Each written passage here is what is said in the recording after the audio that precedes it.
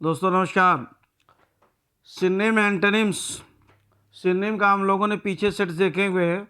अब एंटोनिम देखिएगा। TGT PGT में जो क्वेश्चंस आए हैं उसमें एंटोनिम्स का क्या क्या पूछा गया है। सेट नंबर 1 देखिएगा। पहला दिया गया which word is opposite in the meaning to reticent. देखिएगा, टैसियो का मतलब होता है टैसियो का मतलब होता है साइलेंट। तो जो रेटिसेंट है, दरअसल जो रेटिसेंट वर्ड दिया गया है, रेटिसेंट, राइट। तो जो रेटिसेंट वर्ड दिया गया, रेटिसेंट का मतलब साइलेंट होता है, चुप्पा। तो इसका क्या हो जाएगा? तो इसका आप ये देखिएगा, अगर कोई चुप्पा है, बहुत कम बोलने वाला है, ओकल का मतलब मुखर होता है, लेकिन इसमें अगर हम बात करेंगे तो क्या हो जाएगा? वर्बोस का मतलब वाचाल होता है, साइलेंट का मतलब मूक होता है, क्वाइट का मतलब शांत होता है।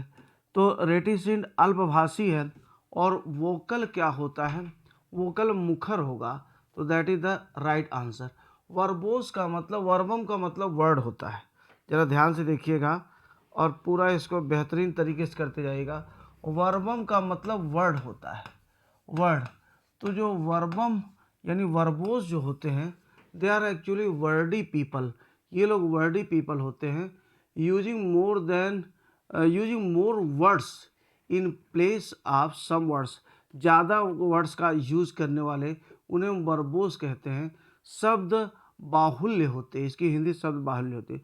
ओकल का मतलब मुखर हो जाएगा। रेटिसेंट माने कम बोलने वाला, ओकल का मतलब बिल्कुल स्पष्ट बोलने वाला, मुखर। आगे देखिए, रेटिफाई। रेटिफाई का मतलब होता है, रेटिफाई का मतलब होता है पुष्टि करना।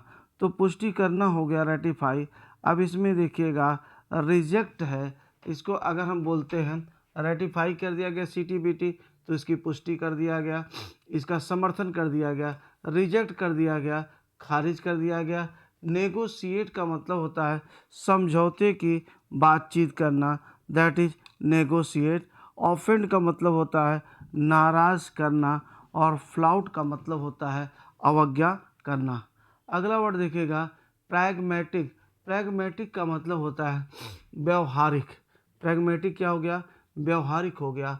और इसका एंटोनिम जो होगा वो आइडियलिस्टिक होगा। ये व्यवहारिक चीज़ हो गई और ये आदर्शवादी हो गई। वेक का मतलब अस्पष्ट होता है। पेसिमिस्टिक का मतलब होता है, जो से पेसिमिस्ट होता है, one who seize the wrong side, the dark side. यानी यहाँ पे जैसे अगर हम बोलते हैं ऑप्टिमिस्टिक, ऑप्टिमिस्टिक आशावादी, पेसिमिस्टिक निराशावादी। कंफ्यूज का मतलब भ्रमित होता है। The attack on the freedom of the press is a retrograde. Retrograde का मतलब होता है पश्चगामी, अवनति करने वाला, दैट इज रिट्रोग्रेड। तो जो इसको मैं हट जाता हूँ, जरा देख लीजिएगा। ये प्रोग्रेसिव जो होता है ये प्रगतिशील होता है, और रिट्रोग्रेड पश्चगामी होता है, अवनति करने वाला। डिक्लाइनिंग कम होने वाला। प्यूनिटिव छोटा होता है। स्टबर्न का मतलब होता है ढीठ, दृष्ट, जिद्दी। जिद्दी, स्टबर्न क्या होता है? जिद्दी होता है। आगे दिया गया अल्ट्रुइस्टिक। अल्ट्रुइस्टिक, ध्यान दीजिएगा, अल्ट्रुइस्टिक जो होता है उसका मतलब परोपकारी होता है। तो अल्ट्रुइस्ट जो होता है वो one who thinks about the welfare of others. जो दूसरों के वेलफेयर के बारे में सोचता है उसे अल्ट्रुइस्ट कहते हैं। तो जो अल्ट्रुइस्टिक हो गया, यह क्या है? जो दूसरों मानो परोपकारी हो जाएगा, अल्ट्रुइस्टिक। तो अल्ट्रुइस्टिक, इसमें एक एक शब्द को देखिएगा। विकिड जो होता है, विकिड का मतलब होता है दुष्ट होता है। ब्रूटल का मतलब घातक होता है, पाशविक होता है। इनह्यूमन का मतलब अमानवीय होता है। और सेल्फिश का मतलब होता है स्वार्थी। तो जो दूसरों के बारे में सोचता है, दूसरों का वेलफेयर सोचता है, वो अल्ट्रुइस्टिक होता है। जो अपना वेलफेयर सोचता है वह सेल्फिश होता है। According to great philosopher, magnanimity in a man implies many other qualities. जरा ध्यान रखिएगा, मैग्नानिमिटी का मतलब होता है उदारता। मैग्नस, मैग्ना कुछ भी आप कह लें इसको, इसका मतलब होता है लार्ज, ग्रेट या लार्ज होता है। और एनिमस का मतलब होता है माइंड होता है। तो मैग्नानिमिटी जो है इन दो से मिल करके बना हुआ है। तो इसका तात्पर्य ये हो गया कि मैग्नानिमस जो मैग्नानिमिटी होती है वह उदारता होती है। लार्ज हार्टेडनेस, लार्ज माइंडेडनेस हो गया, बड़ा दिल हो गया, दैट इज कॉल्ड, उसे हम क्या कहते हैं, उसे हम कहते हैं, लेट अस सी, ये जो होता है लार्ज माइंड, उदारता। अब एक एक को देखिएगा। पॉवर्टी का मतलब जो होता है गरीबी होता है। जेलसी का मतलब ईर्ष्या होता है। मीननेस का मतलब यही उदारता का उल्टा क्या है, यह मीननेस है। इसका मतलब ये हो गया कि जैसे अगर हम एनमिटी की बात करें, दुश्मनी, मीननेस से सामान्य भाषा में हम कहते हैं कि मीन है, बहुत तुच्छ है। तो मीननेस क्या हो गया, वह तुच्छता, दैट इज कॉल्ड तुच्छता। मीननेस जो है नीचता, तुच्छता, ये जो होती है कंजूसी, उसी का मैग्नानिमस का एंटोनिम हो जाएगा। नेक्स्ट है her impetuous behaviour was attributed to her upbringing. इसका भाव ये हो गया कि अपब्रिंगिंग का मतलब होता है पालन, लालन पालन।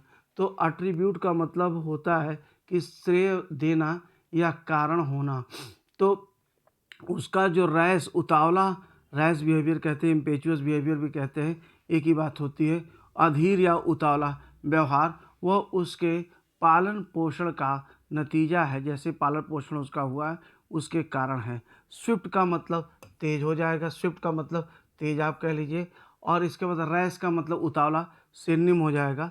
इसका जो एंटोनिम होगा वह क्वाइट एंड जेंटिल, शांत और विनम्र हो गया। स्लगिश का मतलब ढीला ढाला हो जाएगा। क्वेश्चन नंबर 8 को देखिएगा। आस्पीशस का मतलब, आस्पीशस में आइएगा, आस्पीशस का मतलब होता है शुभ, दैट इज शुभ। तो अब इसमें अगर हम देखेंगे तो इसका जो उल्टा हो जाएगा दैट इज ओमिनस। ऑप्टिकल जो प्रकाशिकी का होता है, प्रकाश से संबंधित होता है। अस्टियर का मतलब कठोर तपश्चर्या से संबंधित।